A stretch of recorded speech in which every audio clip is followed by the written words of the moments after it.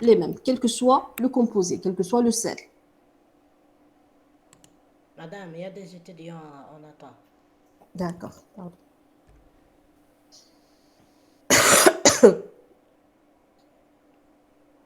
C'est bon? Est-ce que vous avez des questions? Non. Le principe est le même. Vous prenez ce que j'ai écrit, ce que je vais vous l'envoyer tout à l'heure. C'est quel que soit votre base, ou là, quel que soit votre milieu ammoniacal ou là en présence de milieu cyanure, vous avez toujours, les mêmes étapes à suivre. D'accord? Vous reprenez ça bien sûr à tête reposée. Après, si vous avez des questions, je peux le reprendre. C'est clair? Oui. Est-ce que vous avez d'autres questions? Pour les autres, il y a toujours une seule personne qui a été hadar. Est-ce que c'est clair Pas de pour tout le monde? question, madame. Très bien. Ok. Donc, je continue. Alors là, je vais passer à autre chose. Bien sûr, on va faire un exercice tout à l'heure. On va passer à la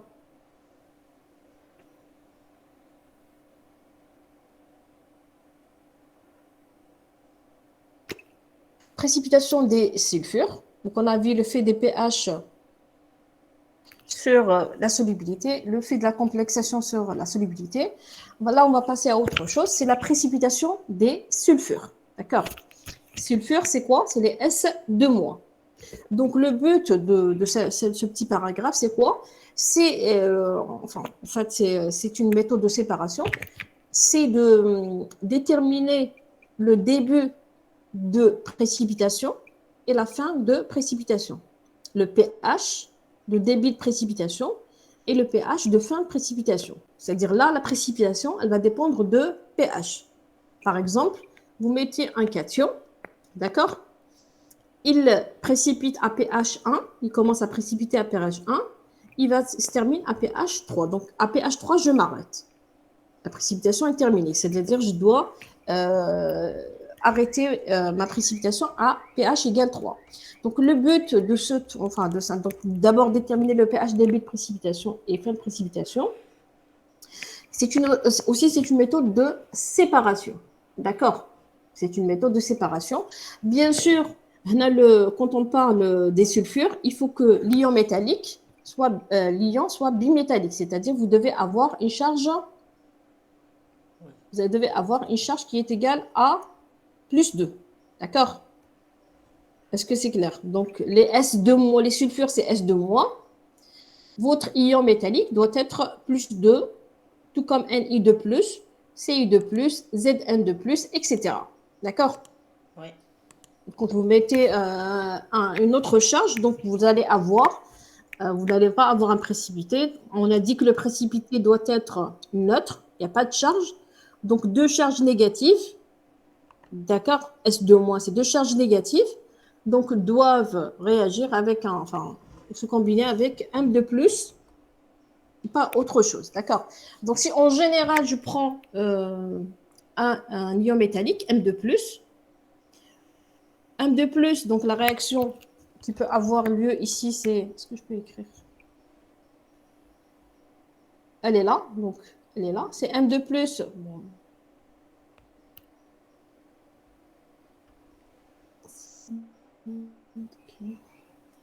La réaction qui va avoir lieu, c'est quoi? C'est M2+, plus... Elle est là.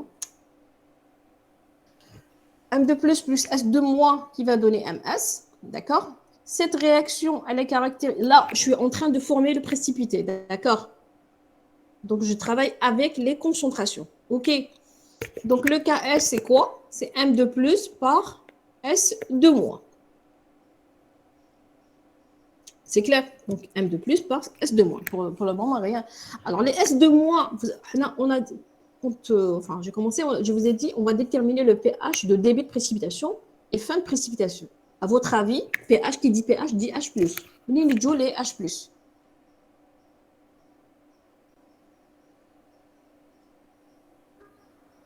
D'accord? Venez les jouer les H+. L'H3 plus. Oui, venez les jouer H3 ou plus. من H2S. عندكم M de plus, S de moins. M de plus, c'est comme NI de plus, CI de plus, ZN de plus, etc. Et en présence de S de moins, ils vont me donner le précipité MS. Et là, j'ai écrit, le but, c'est de déterminer le pH de débit de précipitation et le pH de fin de précipitation. Donc, en C'est-à-dire, présence de l'eau. non, non, non. Mini-jo. S de moins, mini-J. S2 moins, c'est SO3. S de moins, mini-J. Et HS moins يفقد H ou les S2 moins. Ou HS moins, mini-J. H2S. Très bien. Donc, les S de moins, tout simplement, ils proviennent d'une solution, une dissociation de H2S, solution saturée en H2S, d'accord? Donc, les S de moins que vous avez, utilisés ici, c'est des S de moins qui proviennent de une solution saturée, je dis bien une solution saturée de H2S, d'accord? H2S va donner d'abord HS moins, et HS- va donner S2-. Voici l'équilibre. D'accord? C'est un diacide. Le S2- est un diacide. H2S est un diacide. Il va donner quoi? Il va donner d'abord HS-. Après, le HS- va libérer les S2-. La première réaction de dissociation est caractérisée par un Ka1. D'accord? Il est égal à quoi ce Ka1? Il est égal à H3+, HS- sur H2S. Sa valeur, elle est égale à 10 puissance moins 7. C'est une valeur qui est donnée. La deuxième réaction, c'est un diacide. La deuxième réaction va me donner HS- plus H2O, le milieu est aqueux, va me donner S2- plus H3+. Le Ka2 est caractérisé par H3+, S2- sur HS-. Maintenant, comment déterminer S2-? C'est très simple. Qu'est-ce qu'il faut faire?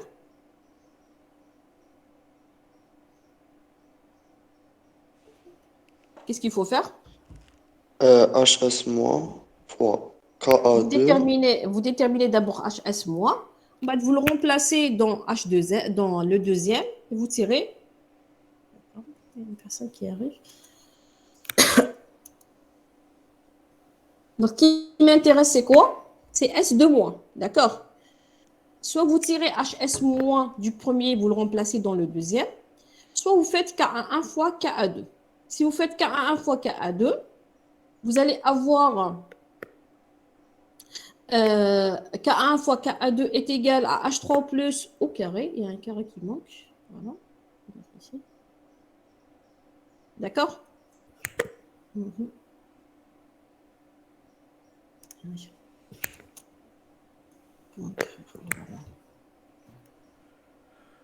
y a un carré qui manque. Hein? و HS moins تروح. Là, HS moins. تروح, oui. Il y a un carré qui manque. Comment je vais faire pour écrire? Bon, je n'ai pas su. H3 plus au carré qui manque. Hein? D'accord, il y a un carré qui manque. Est-ce que tout le monde le voit? Oui, madame. Donc, c'est un carré qui manque. HS- vont s'éliminer. Il me reste S2- sur H2S. D'accord? Donc là, je vais tirer mon H2S. Là aussi, c'est du truc vraiment mathématique.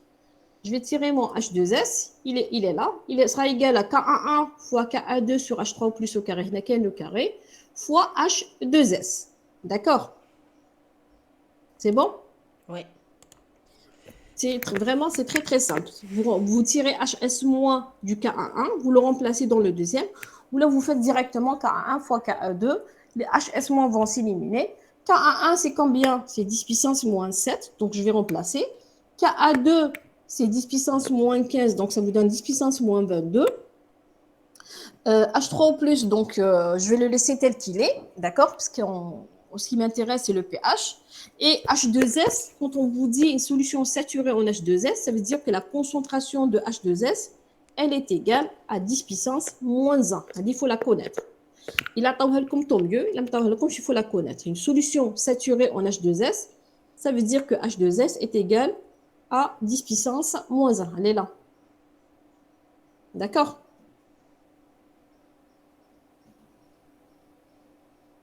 C'est clair? Oui. Très bien. Donc là, j'ai déterminé S de moi. Je reprends mon KS. Mon KS, il est égal à quoi? Il est là. Il est égal à quoi? Il est égal à M de plus par S de moins. Qu'est-ce que je vais faire? Je vais remplacer mon S de moins par l'expression que j'ai trouvée ici. D'accord? Ouais. M de plus, donc il est là. S de moins, c'est quoi? On a dit c'est KA1 par KA2 sur H3 plus au carré sur H2S. KA1, il est égal à 10 puissance moins 7. KA2, 10 puissance moins 15. H2S, c'est 10 puissance moins 1. Donc, ça vous fait 10 puissance moins 22, moins 23, fois M de plus sur KS. Donc, H3, j'ai tiré H3 plus. Pourquoi je tire H3 plus? C'est pour déterminer le pH. Qui dit H3 plus, qui dit pH, dit H3 plus. D'accord? Est-ce que c'est clair? Oui, madame. Oui, madame. C'est clair? Vous voulez que je reprenne? Non, normal, genre des Très trucs bien. mathématiques. Truc vraiment mathématique. L'essentiel, c'est de comprendre le principe. Hein, comme M de plus fois S de moins. S de moins, il provient de la dissociation de H2S. H2S, solution saturée, c'est un diacide, il va donner 2 Ka. Je tire S de moins, mais le Ka, en fonction de H3+. Je trouve de la formule qui est là. D'accord? Je le remplace dans KS, c'est M de plus par S de moins. Et je tire H3 au plus. Parce que ce qui nous intéresse, c'est le pH. Donc H3 au plus, c'est la racine carrée de quoi? Ka1 fois Ka2 fois H2S, M de plus sur KS. D'accord? Donc Ka1 fois Ka2 fois H2S me donne 10 puissance moins 23. C'est bon? Il me reste M de plus, donc c'est votre question, ce soit NI de plus ou la ZN de plus ou là, ce qu'on vous donne avec son KS, parce que chaque ion bimétallique va avoir son KS, d'accord? Pour NI de plus, indice le KS. Pour CI de plus, j'ai son KS, etc. Donc, vous remplacez. Alors, si je passe le pH, pH, c'est quoi? Moins log de H3+. Donc, si je prends le pH de cette expression, je vais obtenir 1 demi de 23, ça vous fait 11,5, plus 1 demi de log de KS, moins 1 demi de log de M de plus. D'accord? Voici la formule à laquelle vous allez aboutir. C'est bon? Là, c'est mathématique aussi. Vous tirez le log, après vous tirez moins le log. Vous allez avoir 1 demi, le log c'est 1 demi de moins 23, et moins le log, ça vous donnera 11,5. 1 demi, 11,5, c'est 1 demi de 23. D'accord? C'est bon? Oui, Je peux c'est continuer? clair. Oui. Très bien. Alors, on a dit au départ, donc j'ai parlé, on a dit le but c'est de déterminer, le pH. Voilà, déterminer le pH de début de précipitation et fin de précipitation. D'accord? C'est-à-dire, pour chaque ion métallique, je vais avoir 2 valeurs de pH. Le pH de début et le pH de la fin. La fin, je dois m'arrêter. Je dois m'arrêter à ce pH-là. C'est-à-dire, si je dépasse ce pH-là, je vais avoir autre chose. OK? Alors, voici donc l'équation à laquelle vous allez aboutir. C'est pH égale 11,5 plus 1 demi de log de KS moins 1 demi de log de M de plus. Qu'est-ce que vous remarquez, faites la formule? 11,5, c'est une constante. D'accord? Est-ce que le KS va changer? Pour un ion quelconque, qu'est-ce qui va changer? Non. Non. Non, c'est une valeur qui est constante, hein, comme 10 puissance, plutôt un KS qui est égal à 10 puissance moins 25, moins NI de plus. Qu'est-ce qui va changer? C'est la concentration M de plus. Alors, pour le début de précipitation, à peine on a commencé, donc vous avez un bécher, d'accord? pH, bien sûr, je vais mettre mon bécher un pH mètre, d'accord? Est-ce que c'est clair? Est-ce que vous voyez un petit peu la manip? Vous prenez un bécher, vous prenez votre ion NI de plus, par exemple, prenez 10 millilitres là, vous le mettez, donc, vous mettez l'électrode, le pH mètre dans le bécher, et vous commencez à ajuster le pH, d'accord? Alors, quand on vous dit pH de débit de précipitation, quelle est la concentration de M2 plus? Donc voilà, je reprends. Alors, M2 plus, lorsqu'on vous dit on calculer le début de précipitation, ça veut dire que la concentration des ions M2 plus est égale à la concentration initiale. Si M2 plus au départ, est égal à 10 puissance moins 1, c'est-à-dire début de précipitation, mais ça veut dire que la concentration des ions M2 plus, elle est égale à C0. Vous remplacez dans votre équation, vous allez avoir, par exemple, si on prend C0 égale 10 puissance moins 1, je remplace pH égale 11,5 plus 1,5 de log de KS, le KS moins 1,5 de log de 10 puissance moins 1. Je trouve la valeur de débit de précipitation. Donc, à partir de cette valeur-là, vous allez avoir un débit de précipitation. D'accord? Voilà, donc c'est 11,5 plus 1,5 de KS moins 1,5 de log de C0. Maintenant, je dois calculer le pH de fin de précipitation. Où je mets la fin de précipitation? M2 plus, qu'est-ce qu'il a fait? Au départ, il y a un DC0. Donc, où sera l'eau? Il commence à précipiter. Donc, sa concentration, qu'est-ce qu'elle va faire? Elle va Diminue. diminuer. D'accord. Quand elle a les 10 puissance moins 1, bah, tous les 10 puissance moins 3, moins 4, moins 5, moins 6, etc. Jusqu'à ce que le métal sera complètement précipité. D'accord. Donc, un pH de fin de précipitation en général, hein, en colonne, comme le texte, généralement, la précipitation, elle est, fin de précipitation, c'est lorsque vous avez 99,99% sont en précipité. D'accord, regardez. Une précipitation est considérée comme totale si 99,99% des ions M2+ ont précipité. Donc, il me reste combien de M2+? Fin de précipitation. Il me reste 0,01% de C0, c'est-à-dire 10 puissance moins 4 fois C0. D'accord? Si C0 égale à 10 puissance moins 1, vous allez avoir 10 puissance moins 5. Il y a un exercice tout à l'heure, je vais le faire. Là, j'ai donc fin de précipitation. C'est lorsque la totalité, on ne va pas dire 100%, il y a toujours un epsilon qui reste, lorsque la totalité, c'est-à-dire 99,99% ont précipité. Il me reste 0,01% de C0, vous allez avoir un pH de fin de précipitation. C'est une méthode qui va vous permettre de séparer des cations. Si vous avez plusieurs cations, on peut l'utiliser pour séparer les cations. C'est clair? Est-ce que c'est clair? Oui, madame. Très bien. Le dernier paragraphe, c'est la précipitation. C'est le même principe. Au lieu que ce soit les sulfures, ça va être les hydroxydes. C'est-à-dire que je vais utiliser les OH-. Le milieu doit être basique. La même chose, déterminer le but, donc c'est déterminer le pH de début de précipitation et le pH de fin de précipitation. Là, c'est un peu plus simple parce que tout à l'heure, on avait des S2-, d'accord? S2-, c'est vrai qu'au départ, on ne sait pas amener une joule et H, mais finalement, S2-, ils proviennent de H2S. Là, le pH, c'est directement à partir de OH-, d'accord?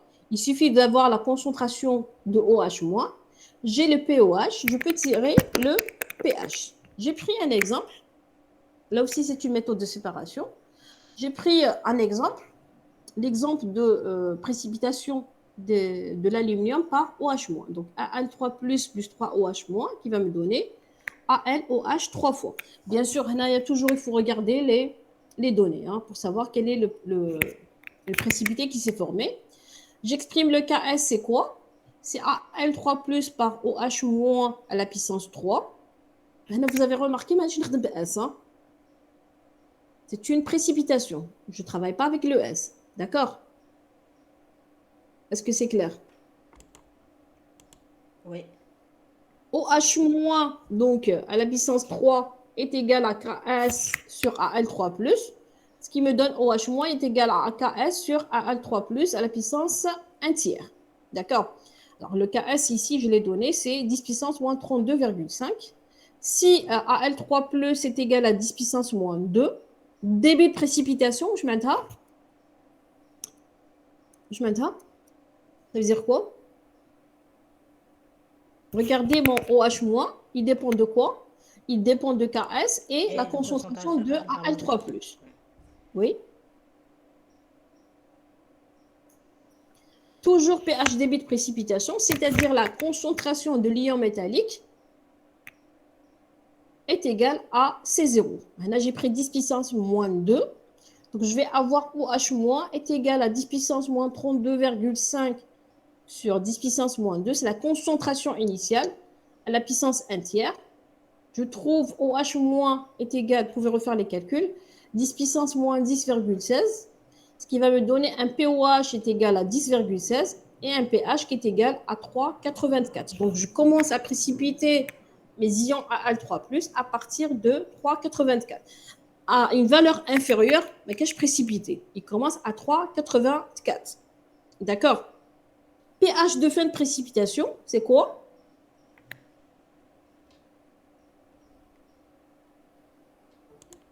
C'est la pH de fin de concentration précipitation, de Al3+. c'est quoi? Al3+. Donc, c'est 0,01 sur 100 fois La H de 0. précipitation, on a dit, elle est totale. C'est lorsque 99, c'est toujours le même pourcentage, c'est lorsque 99,99% ont précipité. Donc, il me reste combien? Il me reste 0,01% de C0. N'oubliez pas de multiplier par C0. Hein. C0, il y a comme 10 puissance moins 1, 10 puissance moins 2, à la la valeur qu'on vous donne. 0,01%, c'est 10 puissance moins 4, fois C0, donc j'ai pris 10 puissance moins 2, ce qui va me donner à L3+, est égal à 10 puissance moins 6M. D'accord? Je remplace, la formule est toujours la même, ce qui va changer, c'est la concentration des ions métalliques. Début, c'est 0, fin, c'est 0,01% de C0. Ou la comme 99,9% d'après le texte, vous prenez donc 0,1%. D'accord? Mais généralement, c'est 99,99%. Je remplace dans OH-, je vais avoir OH- est égal à 10 puissance moins 8,83. Un pOH de 8,83, c'est-à-dire un pH de 5,17. Donc, débit de précipitation, on a dit que c'était 3,84. Regardez ici, j'ai mis un axe. Il commence à précipiter à partir de cette valeur-là, qui est 3,84. Il se termine à 5,17. Dans le domaine, vous avez l'ion aluminium sous forme de précipité. Inférieur à 3,84, c'est l'ion aqueux. Alors, mieux aqueux. À partir de là, vous allez avoir un excès de OH-, vous allez avoir un autre composé. Est-ce que c'est clair? Début de précipitation, c'est C0. Fin de précipitation, c'est 0,01% de C0. Que ce soit pour les sulfures ou là pour les hydroxydes. C'est aussi une méthode de séparation qui va vous permettre de séparer les cations par ajout de OH- ou là par les sulfures. Bon, les sulfures, c'est un peu délicat. On l'utilise pour les ions bimétalliques, c'est-à-dire Ni2+, Ci2+, etc. Par contre, OH-, on peut avoir n'importe quel degré d'oxydation, Al3+, Ci2+, etc. Est-ce que c'est clair? Ouais. Oui, madame. Très bien.